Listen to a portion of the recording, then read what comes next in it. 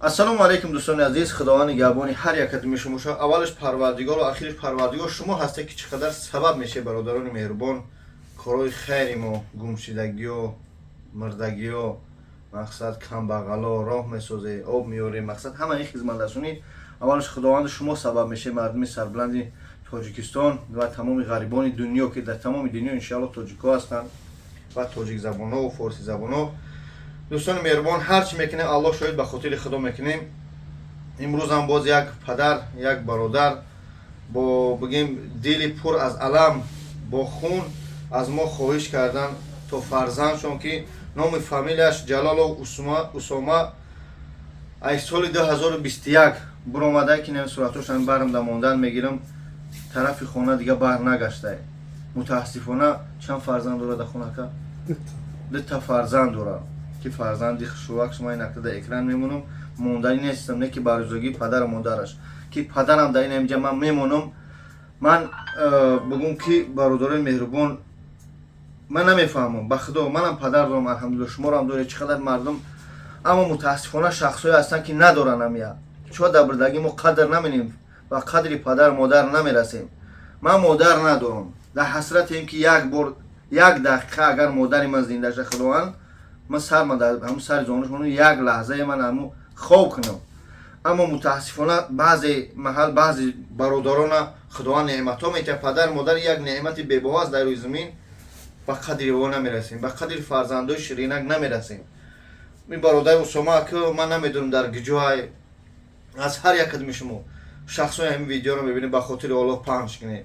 همین کاری ما که به خاطر خدا شید به خاطر خدا به خاطر روزی همین سعید جمعه به خاطر همین پدری که با اشکی همین رزوم با همین فرزند نگاه داره که با کنجکی خونه بدهید حتی تا او درجه گفته که اگر یکی یافتش لط کینش نکنه که وای فرزندی کنجکی من دوست دارم نشه که در حیات همه فرزندا هستن با یک طریقه ارکش میگن به زبان یک کوچگی.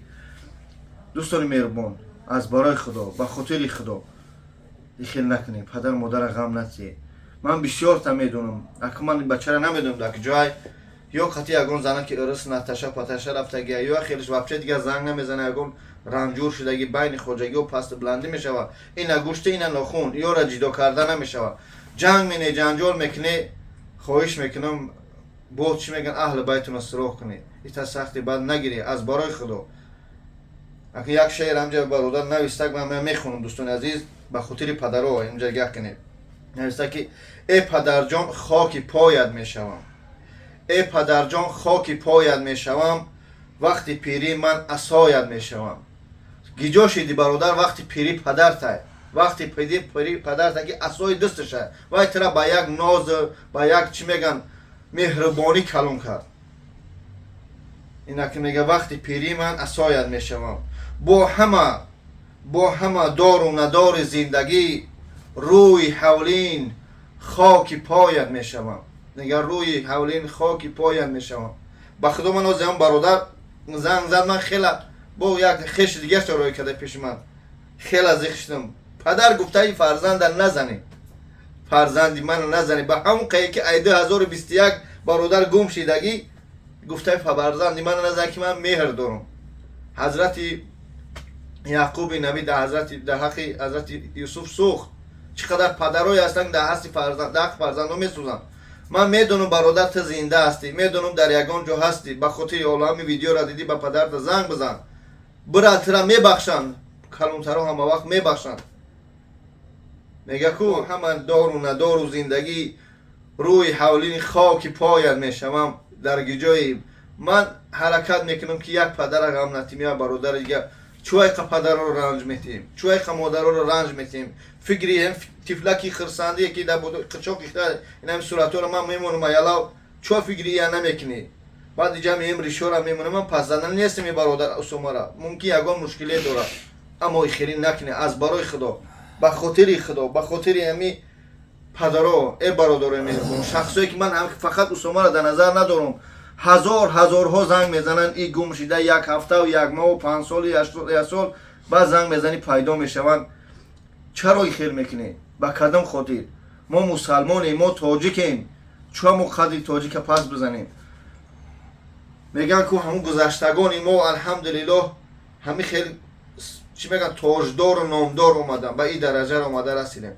امروز چی شده که مسلمان تاجیک چه میبخشه که دیگه ملت ها میگن طرف کاوکاز چچن داغستان هم خیر شرم داریم از نام تاجیک بدن خدمت. برای چی شرم کنیم؟ الحمدلله شخصایی که به همین آدم سرکار ندارن ما سرکار داریم. پس یکرم هر یک تاجیک الحمدلله قدردان و پولدار و با ایمان و همین خطون اگر خلاصه کم ابراره در همین مسکو در روسیه همین تمامی مسجدهای روسیه ای تتراش تا داغستاناش کارگراش و قاریاشون کیان تاجیکان. من فقط تاجیکا بازار صداوت و لوبلینا و یوژنی ورا تا مقصد همین کیان همش کلوناش تاجیکان سومدورو تاجیکان در شهر پیتر تاجیکان در امریکا تاجیکان الحمدلله که برادران من هستم اونجا با یو اف سی چی رفتم ورزشگرا در نظر دارم تاجیک تاجیک تاجیک آخه ما چای خیلی میکنیم چی در رسیدهمون خواهش میکنم به خدا به عزت نفس کسی رسیده باشون بخشش از کار برآمده راست خونت بره با بگرده بی انشاءالله این سنجش الهیه بای پدر صبر میطلبم. برادر عزیز خواهش میکنم صورتهای مونده به خاطر این برادر همین ویدیو را پهن کنه. به خدا خیلی دلم در میکنه هر یک حالتی که یک پدر یا مادر یا برادر در اکران میبروری هر کس همین در خودش حس کنه. بعد بعضی برادرها هستن که این خشتی یک مادر بود فرزندش گم شد خدا الحمدلله ما ویدیوش کردیم برامت پیدا شد میگو بخش تلفن کرد بخشش پرسید گفت میشیدم در همین خانه بیکار هر وقت می نویسید یک کس گم شده می نویسید در کامنت چی درو میگه چی تمکنی چی تمکنی وقتی همین درد همین بلا در سر خودم اومد بعد گفتم وای با او حالی برادری که در این سر این قدر پرابلم ها می اومد من ایتری بخشش پرسید با گفت هستنی از نام من از تمام مسلمان ها و تاجیکا بخشش پرسید که نام فامیلش نگم نگی بخشش بپرس خدا من ببخشه و برادران و خواهرایی که فرزنداش و گم شده بودن ببخشن.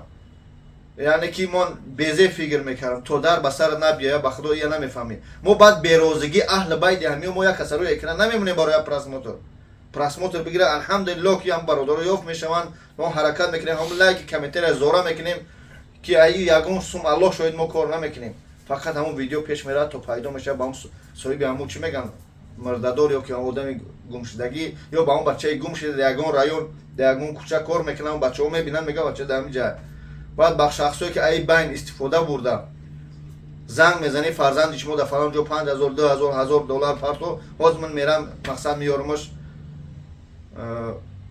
از این شخصا خواهش میکنم از خدا بترسه قیامت قریب است. علل خصوص باز نام تدم جا میگیرم اکه علی جان از خدا بترس که من اکه دیگه صورتو تنم میمونم خیلی مادرها را و برادرها را استفاده بردگی انشاءالله هر یک اسوم در روز قیامت انشاءالله چی میگن برمیگرده ای ثوابات اگر که مسلمان باشید از زیفور با این برادرها برمیگرده اگر که نه ما خودت بدون که روز قیامت چقدر سخته. دوستان عزیز بخش گپی زیاد کردم خیلی علم کرد به خاطر این پدری ریشتفیده که از ما خواهش کردن که فرزند ما کفته شدم اسما ما کفته شدم ای برادر برگر بازیسن فرزندت خداوند این نعمت را داده من اکنون نگم بعضی از این کلازردا هیچگاه با ما دوست نبودن دوست نمیشوند همون قوتی میبخشه اگر گروه هم شاید جاگه پستل تمام شد کیسات خالی شد کو دو شتا دادر کل میزنه من چقدر برادر را دیدم روی کردم مردار شما پیش دیدم با پیش اهل بیت چون پیش دیدم قوت یوشید من به کوچام در کوچام خیلی میزنه 4 شتا میره. از خدا بترسید پروردگار همه ما را برای راست هدایت کنه. السلام علیکم و رحمت الله.